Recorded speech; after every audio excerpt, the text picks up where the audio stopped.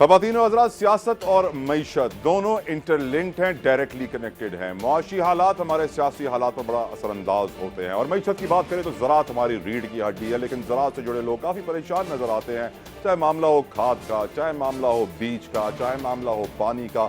بہت سارے انپٹس ایسے ہیں جن کی کاسٹ مسلسل اوپر جاری ہے، اور اس سے بڑھ کر ایک پرائس میکینزم کا مسئلہ بھی ہے۔ لیکن مجھے اس دن بڑی خوشی ہوئی تھی، دل کو اطمینان ہوا تھا جب میں نے گرین پاکستان انیشیٹو کا سنا، جس میں ہمارے سپاہ سالار اعلیٰ جنرل عاصم منیر صاحب بھی پیش نظر آئے، کیونکہ اگر زراعت کے مسئلے حل ہو گئے تو پوری پاکستان کی معیشت کے مسئلے حل ہو جائیں گے۔ رپورٹ دیکھیے، گفتگو کریں گے کسان اتحاد کے صدر کے ساتھ۔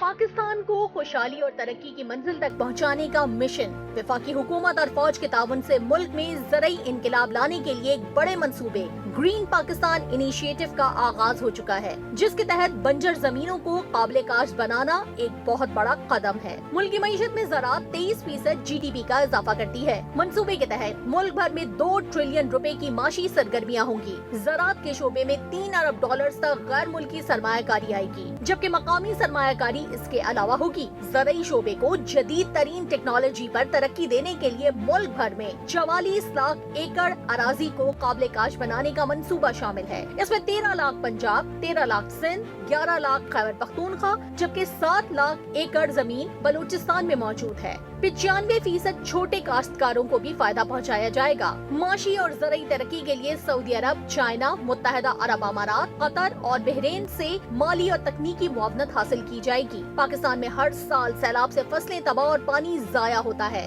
اس لیے اس منصوبے کے تحت سیلابی پانی کو محفوظ کرنے کے لیے نئی نہریں بنائی جائیں گی۔ آج پاکستان میں گندم کی مانگ 30.8 ملین ٹن سے تجاوز کر چکی ہے، جبکہ حالیہ پیداوار 26.4 ملین ٹن سے بھی کم ہے۔ ورلڈ فوڈ پروگرام کے مطابق 36.9% پاکستانی خوراک کی کمی کا شکار ہیں، جبکہ 18.3% پاکستانی عوام کو خوراک کی کمی میں ہنگامی صورتحال کا سامنا ہے۔ دوسری جانب پاکستان میں کپاس کی پیداوار میں بھی گزشتہ 10 برس میں 40% تک کمی آئی ہے۔ ایسی صورتحال میں ایسے اقدامات سے نہ صرف جدید کاشتکاری کی مدد سے فوڈ سیکیورٹی کو بہتر بنایا جا سکے گا، بلکہ ملک کی معیشت کو بھی مضبوط سہارا ملے گا۔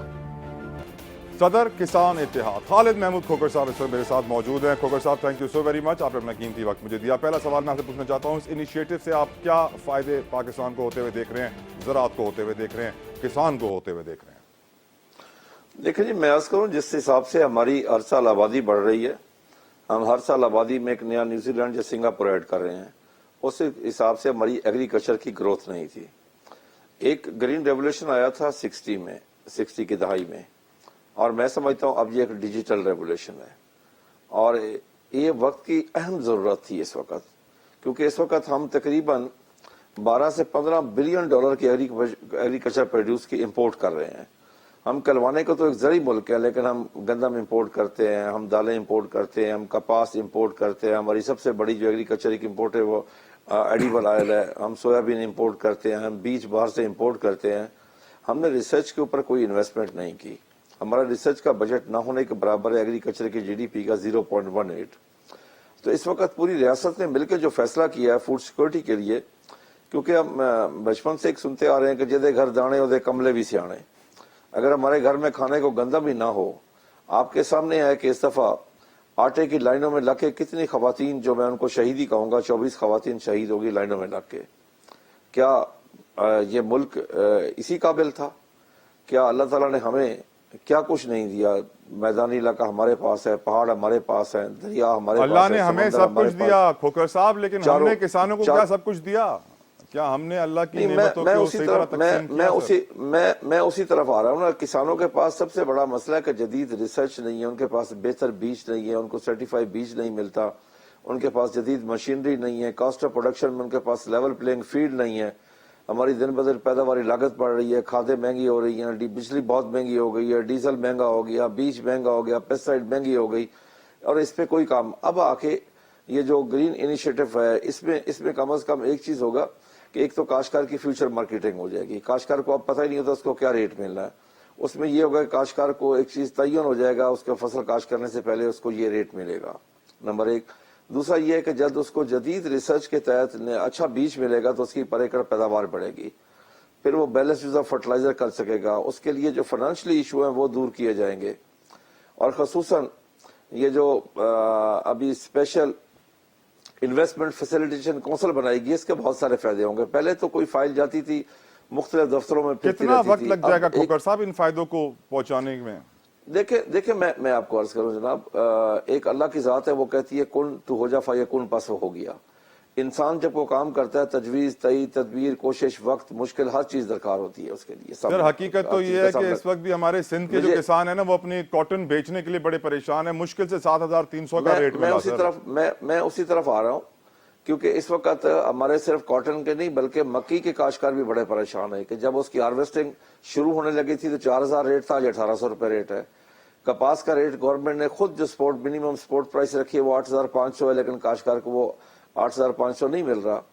تو اس انیشیٹو سے یہ ہوگا کہ کاشتکار کو ان چیزوں کا تحفظ دیا جائے گا، خصوصاً چھوٹے کاشتکار کو بہت بڑا فائدہ ہوگا کہ آج اس کو صحیح بیج نہیں ملتا، اس کے پاس صحیح ریسرچ نہیں پہنچتی، ایکسٹینشن سروس اس کو نہیں ملتی، پھر یہ ہے کہ اس کے پاس اچھی مشینری نہیں ہے، اس کے پاس بڑا ٹریکٹر نہیں ہے، اس کے پاس روٹاویٹر نہیں ہے، چیزل نہیں ہے، لیزر لیولنگ اس کے اور پاس سر نہیں ہے۔ سونے پہ سہاگا ڈیلیما یہ ہے کہ بیچ میں آرتی بھی ہے جو آدھے سے زیادہ پروفٹ لے جاتا ہے۔ اب میرا سوال آپ سے یہ ہے حضور، آج آپ نے بڑی دھواں دھار پریس کانفرنس کی ہے جس کے اندر آپ نے یہ کہا ہے کہ اس انیشیٹو کو متنازع بنانے کی کچھ لوگ کوشش کر رہے ہیں، کون ہے یہ لوگ، کیوں کر رہے ہیں یہ؟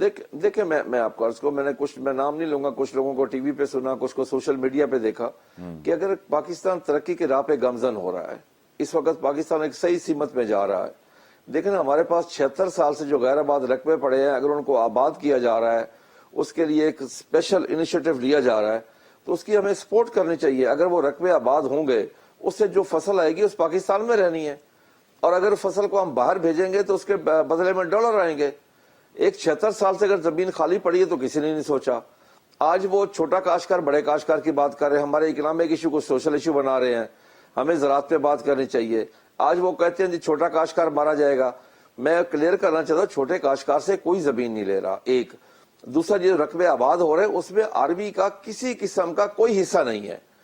وہ جس ادارے کی زمین ہوگی، فرض کیا اگر پنجاب حکومت کی زمین ہوگی تو اس کے جو انکم آئے گی، جو لیز منی آئے گی اس پہ، تو وہ پنجاب حکومت کو جائے گی، جس میں 40% وہ ڈیولپمنٹ پہ خرچ کریں گے، 40% خود رکھیں گے، اور 20% ریسرچ کے اوپر خرچ کریں گے۔ دیکھیں نا ایک صحیح سسٹم بن رہا ہے، کیونکہ پہلے ہمارا ریسرچ کا بجٹ نہ ہونے کے برابر ہے۔ ہمارا جو ریسرچ کا بجٹ ہے وہ ایگریکلچر کے GDP کا 0.18 ہے، بالکل نہ ہونے کے برابر۔ آپ دیکھیں نا ہم کہاں کھڑے تھے، آج کہاں پہ ہیں۔ 92 میں ہماری کپاس کی پیداوار تھی 1,28,00,000 بیل، انڈیا 1,10,00,000 تھا، آج انڈیا 4 کروڑ پہ چلا گیا، اور ہماری پچھلے سال 46 لاکھ تھی۔ وجہ ہم نے ریسرچ کے اوپر توجہ نہیں دی۔ سر وہ سندھ آبادکار بورڈ نے بڑی ایک پریس کانفرنس کی تھی کچھ وقت پہلے اور کہا تھا کہ ہم نے 32 ارب ڈالرز کی فوڈ امپورٹس کی ہیں، اگر یہی پیسہ ہمارے ایگریکلچر پہ لگ جاتا تو اگلے 5 سالوں تک ہم یہی فوڈ سپلائی دیتے رہتے۔ حضور سوال یہ ہے، 32 ارب نہیں ہے سر میرا سوال سندھ آبادکار بورڈ نے کہا تھا، میرا سوال آپ سے یہ ہے کھوکر صاحب کہ ہم اس وقت غیر آباد زمین کو آباد کرنے کے پیچھے پڑے ہوئے ہیں، جبکہ دوسری جانب ہم زرعی زمینوں پہ ہاؤسنگ سوسائٹیز بنتے ہوئے دیکھ رہے ہیں۔ یہ عجیب بات نہیں کھوکر صاحب؟ آپ نے میری دکھتی رگ پہ ہاتھ رکھ دیا، آپ نے بڑی زبردست بات کی ہے۔ اس میں آپ کے پلیٹ فارم پہ، آپ کے اس چینل کے توسط سے میں پیغام دینا چاہتا ہوں کہ اب پاکستان میں کوئی کالونی نہیں بننی چاہیے، بالکل نہیں بننی چاہیے، بلکہ یہاں تک قانون سازی ہونی چاہیے کہ اگر میں اپنے رقبے پہ اپنا فارم ہاؤس بنانا چاہوں تو مجھے اجازت لینی پڑے، کیا مجھے ضرورت ہے یا نہیں ہے۔ جتنی کالونیز بن گئی ہیں بہت زیادہ بن گئی ہیں، ہم نے ظلم کیا اپنے آپ کے ساتھ، اپنے ملک کے ساتھ، اپنی فوڈ سیکورٹی کے ساتھ۔ دیکھیں نا آج پوری دنیا میں نمبر 1 پرائرٹی فوڈ سیکورٹی ہے، بارڈر سیکورٹی نمبر 2 پہ چلی گئی ہے۔